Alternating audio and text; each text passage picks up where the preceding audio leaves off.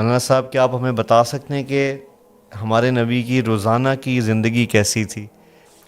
فجر کی نماز کے بعد آپ کا ہلکا لگتا تھا.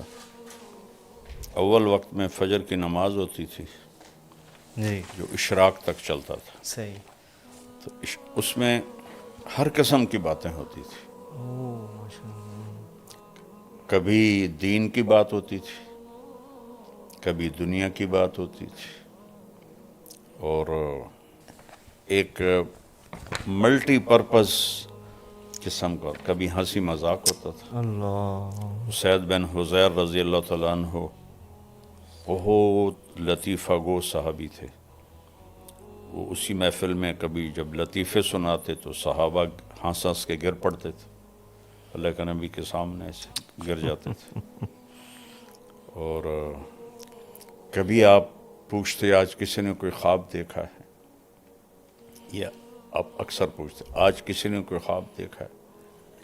کبھی آپ خاموش ہو کے بیٹھ جاتے اور صحابہ کوئی موضوع چھیڑ دیتے، آپ ان کے ساتھ اس موضوع میں شریک ہو جاتے تھے. اللہ. تو جابر فرماتے ہیں ہم کھانے کا ذکر کرتے تو آپ کھانے کی بات ہمارے ساتھ کرتے، ہم باغات کا ذکر کرتے تو باغات کی بات ہمارے ساتھ کرتے، ہم دین کی بات کرتے وہ دین کی بات ہمارے ساتھ کرتے. تو یہ اس طرح کی ایک بڑی ہلکی پھلکی محفل ہوتی تھی.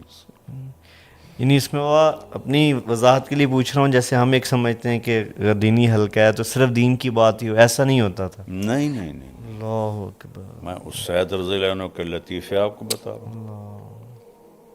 تو وہ ایک بہت اچھی مجلس ہوتی تھی. سبحان اللہ. پھر آپ جب ایک نیزے کے برابر سورج ہو جاتا تھا تو آپ 2 نفل پڑھتے تھے، 4 نہیں پڑھتے تھے، 2 پڑھتے تھے. اور نوافل بس یہ 2 ہی آپ مسجد میں پڑھتے تھے، باقی سب گھر پڑھتے تھے. آپ کے نوافل ہمارے لیے سنت ہیں، یہ سارے آپ گھر پڑھتے تھے. اللہ. صرف فرض مسجد میں پڑھاتے تھے آ کر، یا پھر جب اعتکاف ہوتا تھا تو پھر وہ تو وہاں ٹھہرنا ہی ہوتا تھا.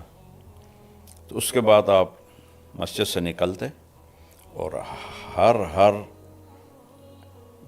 اپنی زوجہ محترمہ کے پاس جاتے اور ان کا حال پوچھتے، اور اس کے بعد آپ تشریف لاتے اس گھر میں جہاں آپ کی باری ہوتی تھی.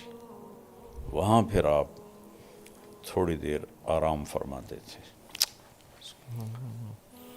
اس کے بعد پھر اٹھ کر اگر کوئی وفود آئے ہوتے تھے تو پھر آپ ان کے لیے تیار ہو کر مسجد جاتے اور ان وفود کے ساتھ ملاقات کرتے. یا کوئی اور محفل مجلس ہوتی تو آپ اس کے لیے باہر تشریف لے جاتے تھے. اگر جلدی فارغ ہو جاتے تھے تو پھر دوبارہ گھر آ جاتے تھے. جب بھی گھر سے نکلتے تھے مسواک فرماتے تھے، جب گھر داخل ہوتے تھے مسواک فرماتے تھے. مستقل آپ کی عادت تھی کہ آپ گھر سے نکلتے ہوئے مسواک وضو، اور گھر میں داخل ہوتے ہی پہلے مسواک فرماتے تھے. وہ جو پیلو کا جو بہت ہی اعلیٰ مسواک ہوتا جی. ہے اب تو ملتا ہی نہیں. پھر آپ ظہر کی نماز ادا فرماتے تھے، اور اس کے بعد آپ تھوڑی دیر قیلولہ فرماتے تھے. پھر آپ جا کے بازار کا چکر لگاتے تھے اور سارے بازار کا معائنہ کرتے تھے. منڈی میں جاتے تھے، اللہ. منڈی میں کیسے تجارت ہو رہی ہے اس کا معائنہ فرماتے تھے. اور اس کے بعد پھر گھر واپس آتے، اور عصر کی نماز کے بعد آپ پھر ہر گھر والی کے پاس جا کے بیٹھتے تھے. اللہ اکبر. فجر میں تو صرف سلام حال آگے، ہر ایک کے پاس بیٹھتے تھے تھوڑی دیر، سب کے پاس بیٹھتے اپنے باری والے گھر میں آتے تھے. تو پھر گھر کے کام کاج، جھاڑو دینا، برتن دھونا، اللہ. اپنے کپڑے دھونا. آپ کی 9 بیویاں زندہ اپنے کپڑے خود دھوتے. کوئی کپڑا پھٹ جاتا تھا خود سیتے تھے، جوتا پھٹ جاتا اس کو خود سیتے تھے، اپنے گھر والوں کے ساتھ مل کر گھر کا کام کرتے تھے، فی محنت اہلہ۔ اور آپ حضرت حسن نے پوچھا ہند بن ابی حالہ سے کہ اللہ کے نبی کیسے تھے؟ تو انہوں نے کہا دائم الفکرہ طویل الاحسان، لمبی سوچ اور لمبا غم۔ یہی سوال ایک صحابی نے حضرت عائشہ سے پوچھا، اللہ کے نبی کیسے تھے؟ انہوں نے کہا کان ضحاکن بسامن، بہت ہنسنے والے، بہت مسکرانے والے۔ جگہ کے بدلنے سے عمل بدل گیا۔ اللہ مسجد میں ہیں تو ایک ذمہ داری سر پر ہے، گھر میں آتے ہیں تو وہ ذمہ داری باہر، اور بیوی کے ساتھ ایز اے خاوند ہنس رہے ہیں، مسکرا رہے ہیں، گپے مار رہے ہیں۔ اور ایک ایسا نہیں کہ میں نبی ہوں اور بس وہ آگے بیچاری ایسے بیٹھی ہوئی ہوں، ایسے نہیں، بے تکلفی ہے۔ حضرت عائشہ نے حلوہ پکایا،